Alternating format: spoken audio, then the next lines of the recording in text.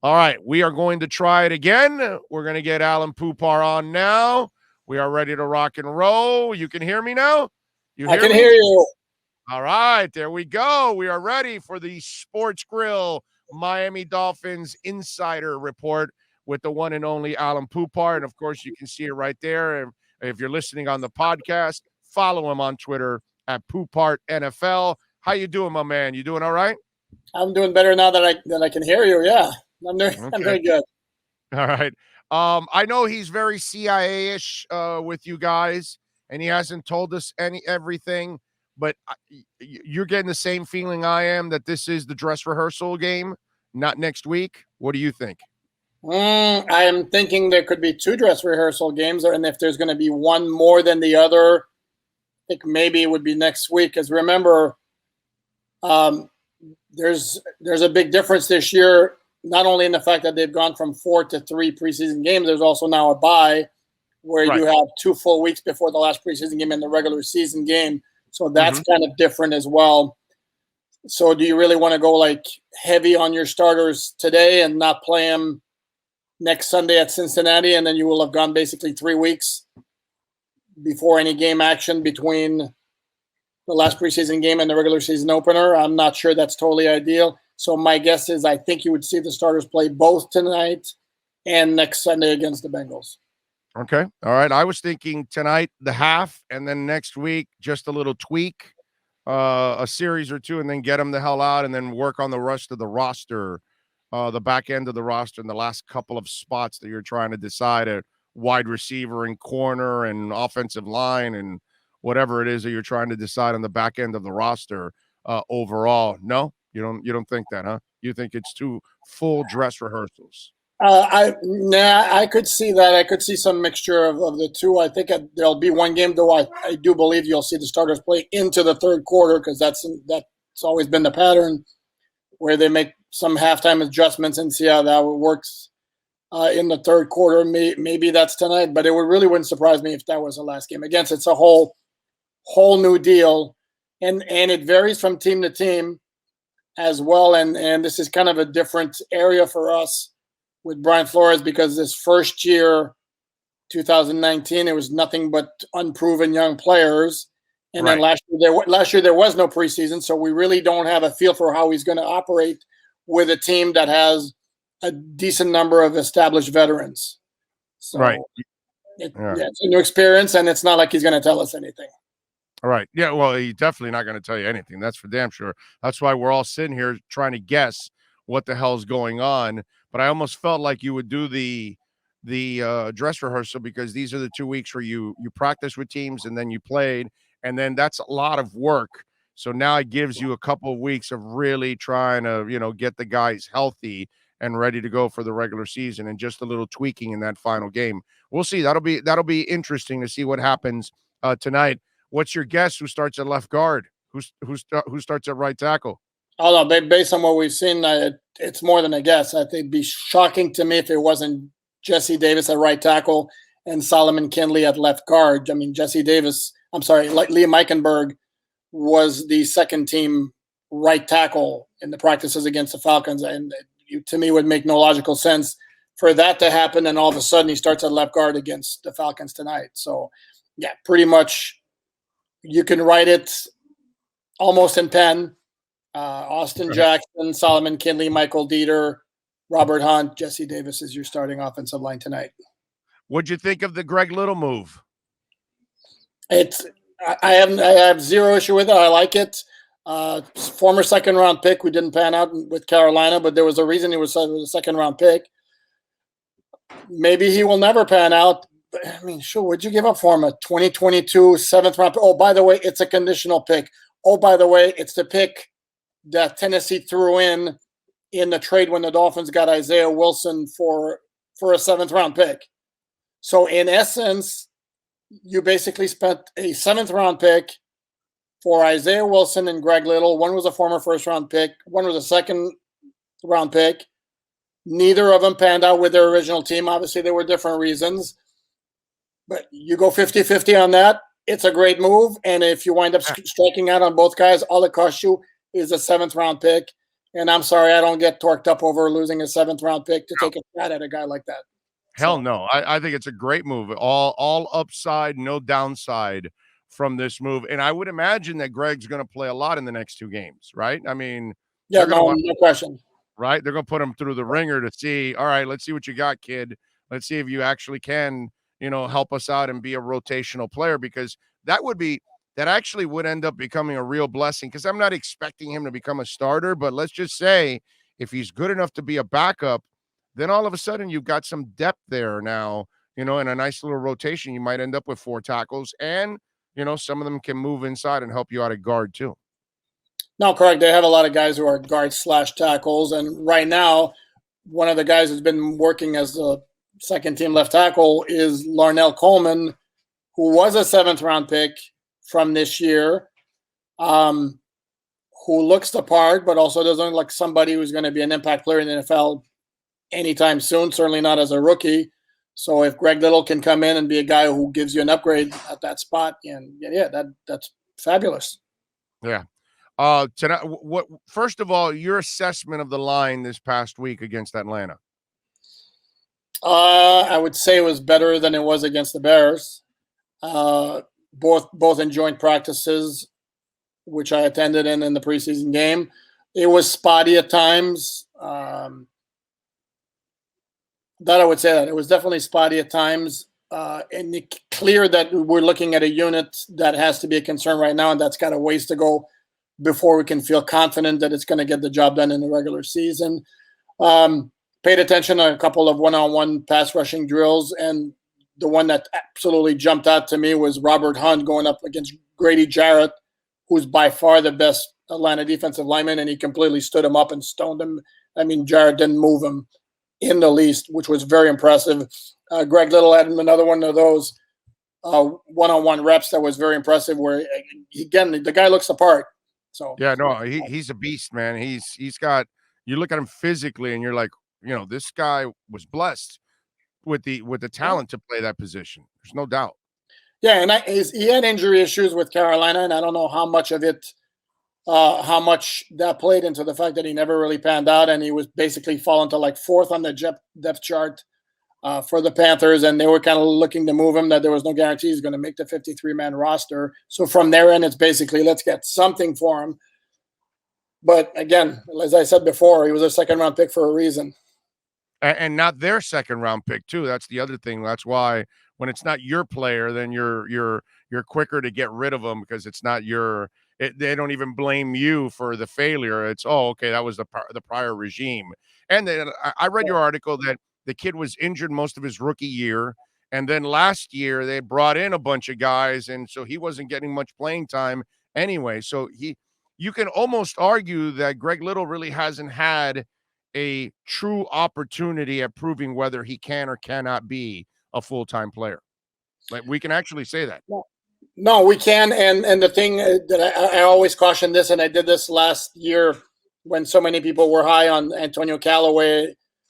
Well, there's a, yeah, I wasn't going to mention it, but there's a reason that I'm not perfect. I never claimed to be perfect. But no, and same here. I love that move. No, correct, because again, it was a low cost move, and the thing is, once in a blue moon, you're going to hit on one of those, and it's going to wind up being a really, really great move. More often than not, we have to be realistic and understand. Again, this is a guy a team basically dumped, so chances are he's not going to pan out. But again, if the price is right, and in this case, again, as we spoke, 2022 7th-round pick, conditional at that, go for it. Yeah. Yeah, no, I'm with you there. I'm 100% with you on that one. ALAiN Poupart, of course, joining us. You can follow him on Twitter at Poupart NFL. Catch his work there at Sports Illustrated. Does an excellent job of covering the Dolphins on a daily basis. Of course, he joins us twice a week on Tuesdays and Saturdays. During the regular season, he'll be joining us on Sundays, besides the Tuesday spot. Maybe we'll push you to Wednesday to kind of separate from Sunday to Tuesday. Down the line, because now at least from Tuesday to Saturday, it's a nice gap. But anyway, so we'll have some fun with ALAiN all year long. He'll join us twice a week for the Sports Grill Miami Dolphins Insider Report. Jalen Phillips, will he play tonight? Be shocked if he didn't. Okay. Tuesday was a walkthrough, and he took part in it, and he was a full participant from what I could tell Wednesday and Thursday. Look, and I'm not really worried about him, even if I don't see him. I think that the kid's got massive, massive potential. I think he's going to be a stud. I want to see him more than anything else for selfish reasons, because I want to see what he could be in the NFL and as a rookie for the Dolphins. But in terms of, he needs to play because he needs to learn and all that, I'm not 100% thinking that needs to happen.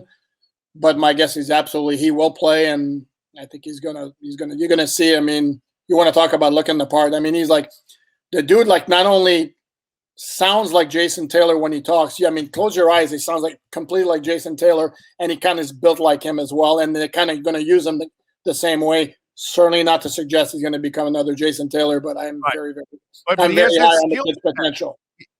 Right, he has the skill set of Jason Taylor, is what you're saying. That's all. We're not saying he's Jason, but he has the skill set like Jason Taylor. That's what it is. That's all. Yeah, actually, he's a long, lean guy. He has more weight than Jason Taylor. Yeah. When you think about it, he's actually a bigger guy, because you and I saw Jason Taylor fresh out of Akron, and it was a beanpole that was standing out there at defensive. That's why he actually got nicked up a little bit in his first 2 years. He dealt with a couple of injuries because he wasn't strong enough. His body wasn't there yet to take all the contact and the punishment that goes with that damn position, right? Oh, no question. Excuse me, no question. And yeah, and again, we're talking like multiple skills of a guy who can rush the passer, can hold up against the run, he can drop back in coverage too if you need him to. And Brian Flores is going to find a whole lot of different ways to use him. So I'm very, very high on the kid's potential. By the way, I want to mention two things that nobody's really talking about, and just to go back to the offensive line.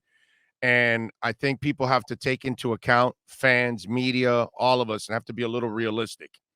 One, they're doing something that nobody does in the NFL. Nobody breaks in 4 to 5 young offensive linemen with the journeymen. You might have 2 or 3 veterans, and you break in 1 or 2 young guys. 3 is excessive.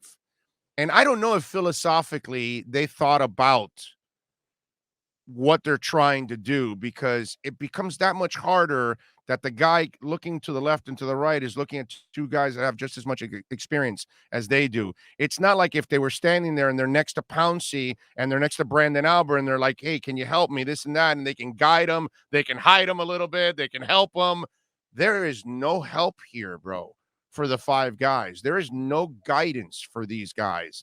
There's no pro bowlers sitting there with 7-10 years of experience telling the young bucks what they've got to do. This makes the challenge of building this line 10 times harder. Agree or disagree on that? No, I agree with that. But 2 quick points here is, number one is, I think, they went like short-term pains for long-term benefits if they hit on the right guys and the unit can grow together. That's number one. Number 2, the fact that there is so much inexperience and so little in terms of proven talent up front makes you wonder even more why in the hell they felt the need to dump Eric Flowers after 1 year to basically save $2 million in salary cap space. That's, and I'm not saying Eric Flowers is a great player. He's not. But the experience. He's been around a little bit, and he could provide some veteran leadership. So basically, you had 2 guys last year who had any kind of experience on the offensive line. It was Flowers and it was Ted Karras. Well, Ted Karras went back to New England as a free agent because he had only been signed to a 1-year deal. So that couldn't be helped, because the Dolphins actually were looking to upgrade because they thought Karras was serviceable but nothing special. But the Flowers move, again, you're not going to tell me, I mean, unless he was a massively disruptive force in the locker room, which I have not heard or read. That's not it. I don't for $2 million. I don't get. Once the trade was made, I scratched my head a little bit. I was like, okay, I don't get it. Then when the news came out that not only did the Dolphins make the trade, but they paid Washington, what was it, like $6 million of his $10 million salary, then it was like, what? What was that? I honestly don't get it. No, they were convinced that they were better off going young than him. Obviously, that's the only thing that it can come down to. Now, here's the other equation that I think a lot of people, especially fans, aren't weighing in on. They're not going to hit on all 5 of these guys. Mm-hmm. Okay?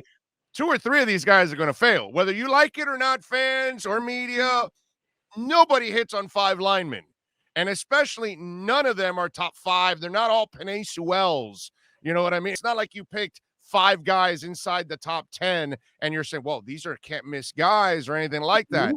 So that's the other thing. Let's prepare for failure, because if I just said this, if he hits on all 5, you might as well sign Chris Greer to a 15-year contract and make sure he dies in that front office as a Dolphin GM, because no one drafts 5 linemen past the second round and on, most of those guys except for Jackson, and you're going to hit on all of them. Come on, dude.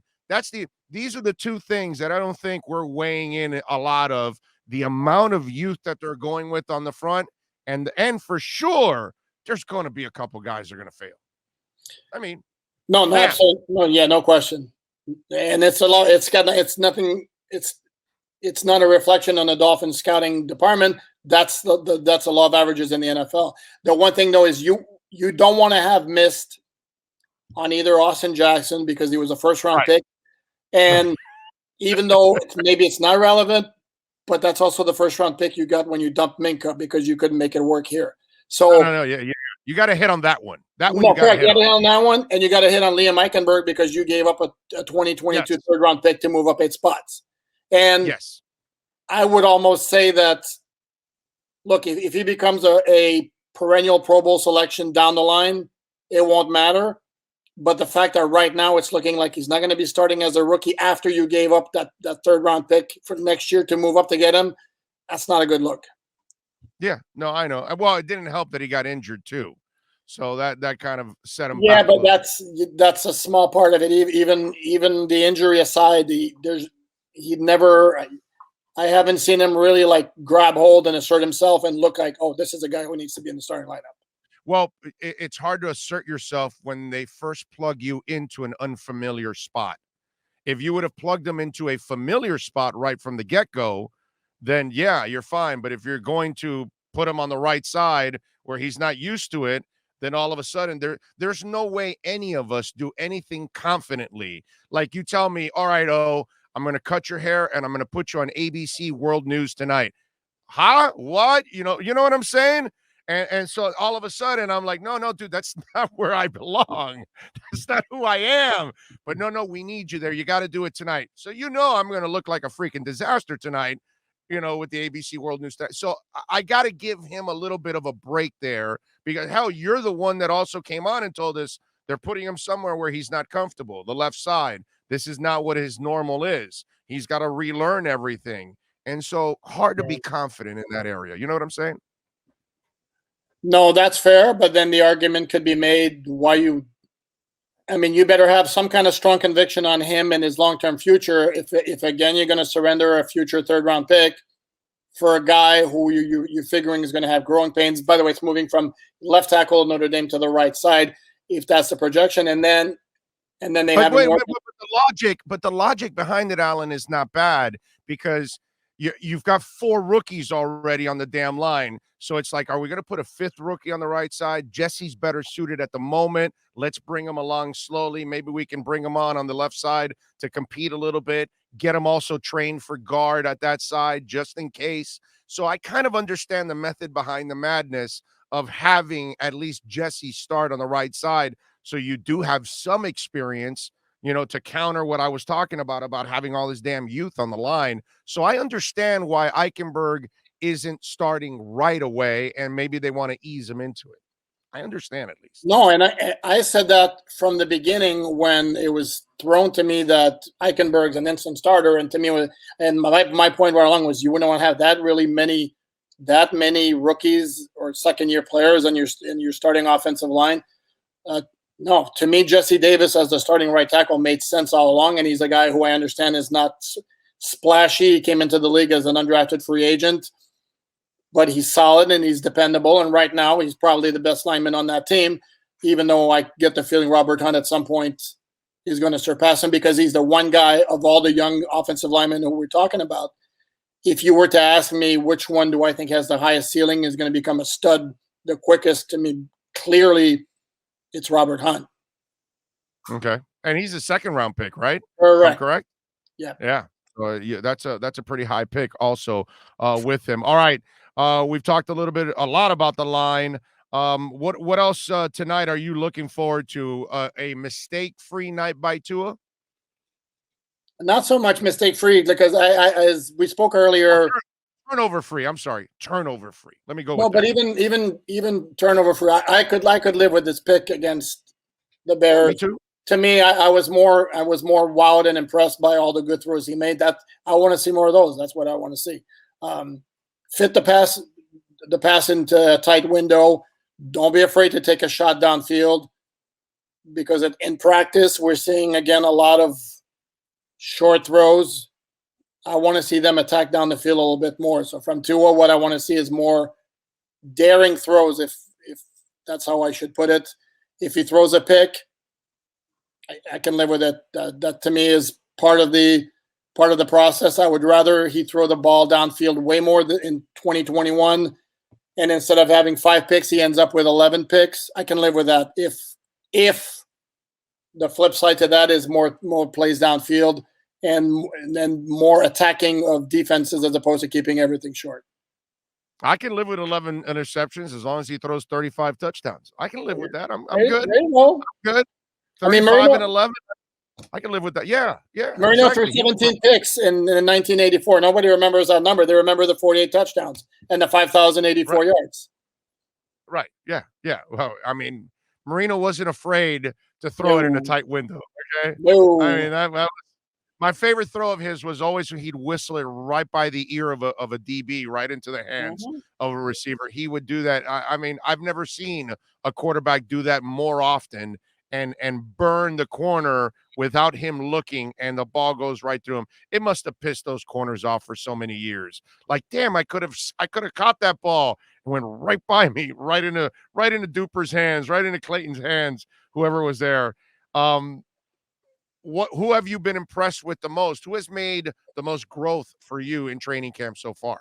The most growth. That's interesting. My mind is jumbled here right now. I'll give you one guy who's like really. The anti-vaxxer has really stepped forward, bro. But he there was something there. Like you could tell there was something there last year. I can't. I agree.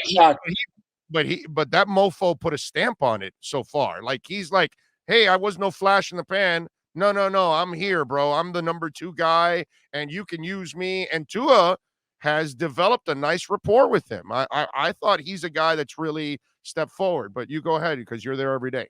No, and I would tell you, he's not far behind Gesicki at all. If he even is at all behind.